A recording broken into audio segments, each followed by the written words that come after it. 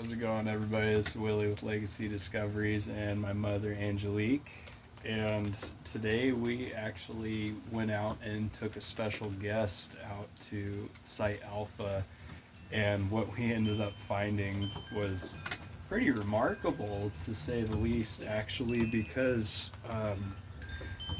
just taking her out, I expected, just to be showing her some of the glyphs and some of the, Our friend. yeah, our friend Pam and stuff that, just showing her around the structures and stuff so that she can see it, firsthand and everything. And even in her opinion, because I had asked her at the end of the walk, and I'm like, as an outsider's perspective looking in, what do you think is going on here? Do you think it's people?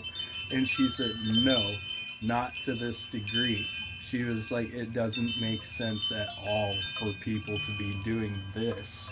And there wasn't a single tool mark on any of the structures. Yeah. And then she actually made a discovery there that we had been completely looking over this whole time, and it hit us so unexpectedly Yeah. that, like, just wow.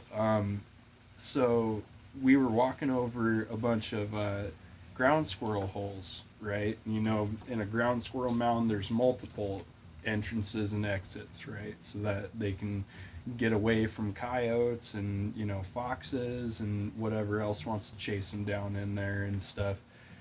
And she was like, well, this looks pretty interesting and stuff. There's some sticks over this hole, and there's a big old rock right here.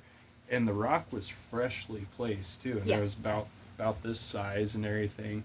The perfect fit for blocking off the main entrance hole of that gopher mound and Yeah. stuff. And so we had contemplated and come up with a theory that what if they're possibly hunting the ground squirrels right there by blocking off certain entrances and exits so that they can be funneled into one direction that they know they're coming from. And then we walked just a little bit further, and we came across another ground squirrel mound that had 3 different footprints over it. Yeah. Or was it? No, it was just 2. Was it? Or No, it was 3. It was 3 different footprints. Yeah. And Yeah. that's Sorry. my dog. But That was Lulu.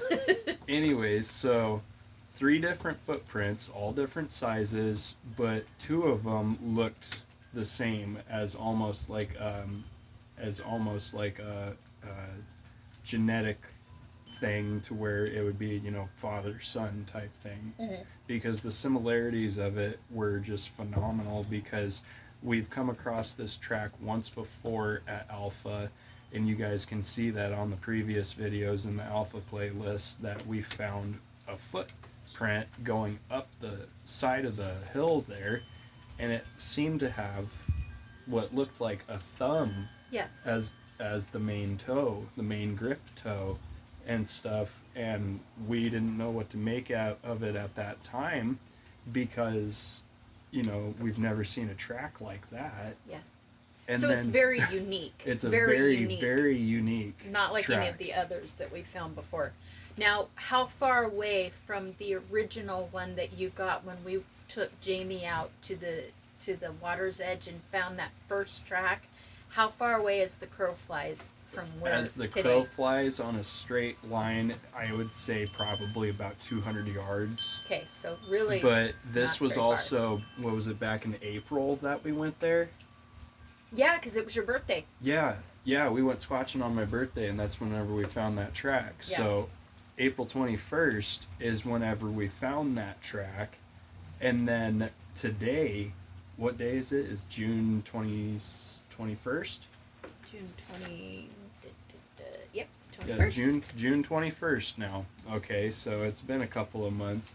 It's been 2 months now. 2 months And to the day. to the day, and we found that same track and one smaller than it with the same opposing digit on the side. Yeah. And then next to those tracks, we found the classic Yeah. Patterson Gimlin shape, showing the metatarsal break, Mid-tarsal. the Yeah. big toe, and it would be very similar to the stack of footprints that we have, if not almost exact. But Of the cast. That of the we have. casts of Yeah. the children of the 5 different footprints all stacked on top of each other. Mm-hmm. But the main big one, it looked just like that, and in fact measured the same width Yeah. across, but not the same length. Yeah, it was So- 13 inches long by 7 inches wide. I do have the videos uploading, and you can see in the videos the measurements, so I'm not going to say any measurements now. Yeah, let's wait because We'll let the audience Yeah. find that out. So there's 2 other videos to check out of Yeah. today's explorations. So, but it was right there where we had found that second gopher mound. Yeah. And all of them were stuffed with sticks that had been gridded like that, capping the holes. Yeah. And so there was a hole here, a hole here, a hole here, and another one down over here. And all of them were blocked off with sticks, but this hole over here had a stick about this long stuffed all the way Yeah. down into it as if they're trying to stir up Yep. the gopher down and in Pam there. found that. Pam was, is the one who found it, yes. She has a great, fantastic eye for these things. So it was really exciting. I'm not even sure I would have even noticed it had it not been I've for walked Pam. over them so many times, Yeah. and I've never decided to look down in them. And it yeah. makes so much sense now that they would be chasing the gophers right there. You know, if the fish are going down deep because it's getting hot out and everything. You they're mean not. the squirrels, not the No, fish? no. I mean the fish. If the fish are going down deep and everything, then they've retreated from the shoreline, so Oh, they're not oh. easily snatched up. Okay. So Like food what?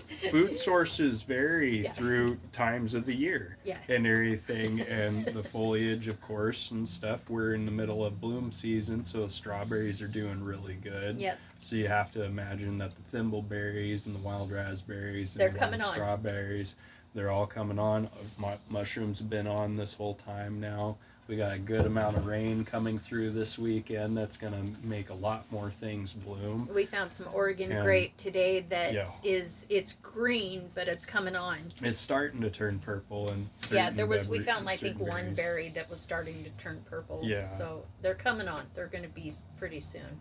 But it's a discovery to be noted for various reasons, because there has been the theory that they are 100% vegetarian, Yeah. and this takes that completely off the menu. No. And stuff, because it demonstrates not only a hunting tactic but tool use as well Mhm. too. So I mean, it's everything I would have done if I didn't have the proper tools or anything like that, and I was in a survival situation and I see ground squirrels all over the place. I'm gonna go for those ground squirrels. Yeah.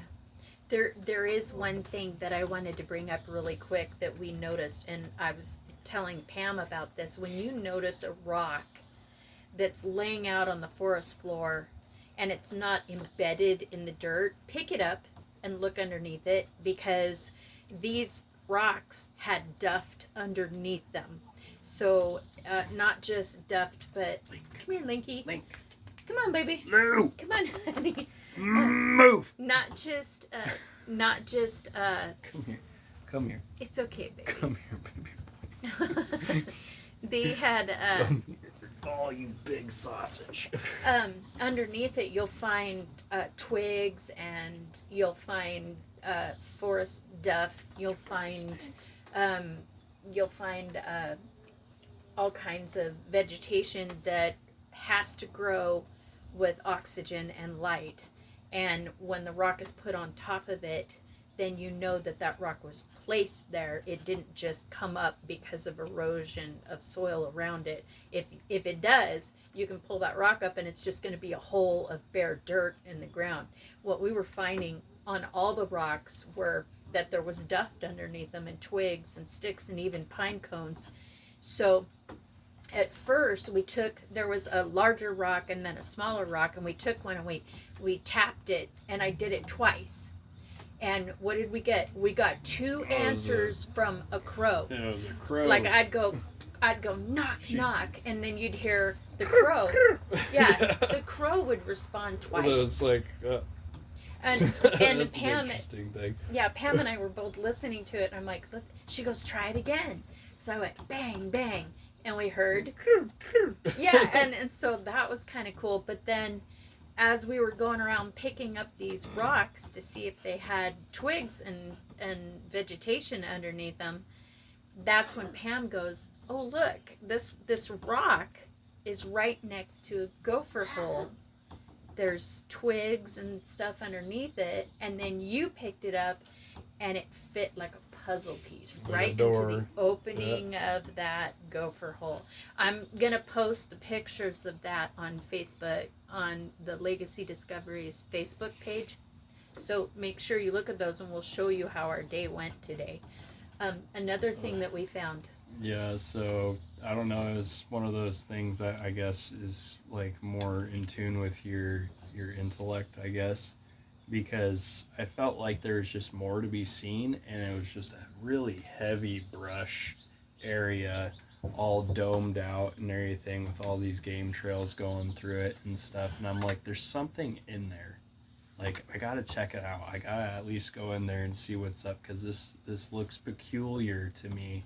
And I just felt, kind of drawn straight to it. And I'm going up, following the trail. I found a bear track in there, by the way. And I'm sitting there and I'm explaining this bear track and everything. And I look up and I'm like, yeah, that's exactly what I'm looking for right there, is this little nest area. And so I crawled up in there, and it was one of those hands and knees, type areas. And you have to crawl in on your hands and knees. Yeah, you had to crawl in on your hands and knees to get in, but it was laid out in like a tube of all this weaved together foliage, and I know it was weaved because you'll even see on the video where twigs had been snapped and manipulated to create this weave and stuff of this dome type of, almost like a sleeping bag. Yeah. Basically. Mm-hmm. And the first thing that caught my eye about it was the single rock that was in the middle of it. And I'm like, there's a ringer right there. So I want to go and check that rock to see if there's any chips taken off of it, as if they've been using it, dink dink, letting others know what's going on. Well, that is the theory behind the clinkers. And so I'm getting up in there, and it turned out not to be anything like I expected. It turned out to be more of a bed, and the bed window looked straight through the thick brush and straight into the parking lot. And it took you girls forever to even see me, as I'm sitting there talking to them, and they're just right there, and they could not even see me as I'm laying down on this. And that rock was positioned in such a perfect way that I could put my head on it and just rest and just keep my eye on the parking lot and see who's coming up the trail towards me. And it was covered in hair. And so we ended up collecting the hair. We actually donated that to Pam and stuff, so that she could analyze it, because this was her little expedition that we got to take her on. So it's only right that we gave it to Pam. But we've got plenty other hair samples from the ones that visit us here at hotel, and Pig's hungry. Oh, the pig. Okay, that's what I was saying. Yeah. Okay. But that was, I think, the most exciting part right there, was finding that little bed structure, because it even stunk too. It stunk like something like death, but not really.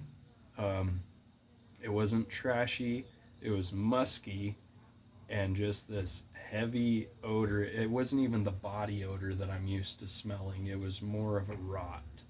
Kind of like a fly trap almost. Yeah, like kind of like a fly trap in a way, but it wasn't overly pungent. See, I didn't smell it when I you crawled had up to there. be laying down. Like I smelled the dirt, and I could smell it. It was in the dirt that I was sniffing right there. That this smell, this musk had radiated out of and everything, which meant that whatever was laying right there was laying there long enough not only to leave all this hair behind and stuff, but to leave its stench behind in the dirt to resonate, you know? Yeah. I mean, that gives you that grease, that really oily grease Yeah. that we're so familiar with all the items that they've been touching here, the Yeah. windows, the handprints and stuff, like they're the grease That that they sebum. The Yeah. sebum it's thick. yeah, it's It's real thick and oily. thick and oily, and it does not leave. Yeah. You gotta wash your hands like 4 or 5 times. Now But that's something that ties in with a little bit earlier, was that we found that one stick that was stuck way down in the hole, the ground squirrel hole. Yeah. And Pam pulled it out and she goes, I just want to see how far. She goes, Yeah, "It's in." she pinched it right at the mouth of the hole, and you'll see the video start off like that, Yeah. where she's just pulling out this stick that's like Yeah. this deep into the hole. But and that was everything. one thing that we went back and looked, and I asked her, I said, let's look on that for hair. So we looked, turned over the stick, and we found one blonde hair on the stick. And what we kept finding In the too bed. was more blonde hairs. Lulu. Come here, you sausage. He's like, Dad. But yeah, He's so very it was old. it was a fantastic day, and it was really exciting to be able to bring somebody with us in an area that we're very, very, very familiar with, only to have her be the one to find, To make a discovery. to make a discovery that we missed. We totally Yeah. missed it. And Yeah. even though we're both experienced trackers, she caught that part, and that was really exciting because it was like, good like job. here we are to look at structures and show her glyphs and stuff like that, and we come back and With more information. with more information than we could have dreamed about. Yeah. And this goes down, like, mark it down, this is another discovery, you guys. They do eat red meat. They do hunt. They do hunt. They've shown their tactics. They've use left tools. behind their DNA. They've shown their footprints right where all of this was taking place and stuff. and they will post themselves in positions to be able to watch areas of human activity. Now, that is again something that we discovered 4 years ago, is Yeah. that if you go around to areas that have human activity, like even your house, if it's at the edge of the Look woods, far off the beaten Look- trail. Look look for off. where is the thickest brush. Go check it out, Go because it behind it. might be cleared out behind, and it might Go be a behind it. perfect blind for them to just sit there and watch everybody walk by. and they do. We're Yeah. we're their television, and And they're then on top watching. of that too, in those particular spots, look for rocks on the ground. Yeah. Because if they're sitting there and they're clinking Mhm. and stuff, that means there's more in the area. That means It's they're like talking Morse to code. others right there. Clink, clink. Hey, we got one coming up the trail. Yeah. All right, everybody hide. You know. And crows, for some reason, crows seem to be Crows. in tune with some stuff that we discovered. What, a week before last was when we were up there with Tanya, Yeah, it was like a week before the Bigfoot festival. and we found So- those crows were definitely I being keep sitting out of kind of- camera view here. kind of gatekeepers. So yeah, listen for the crows, watch when the crows come around you and they circle over you and they start cawing and making noise, because they were doing that today too, and then clanking those rocks together and having them duplicate the amount of clanks that I made. Was like clank clank and then caw caw. Now, there's You know, a couple different theories behind the crows too that I've been looking into ever since that incident Yeah. that we had up there at Juliet.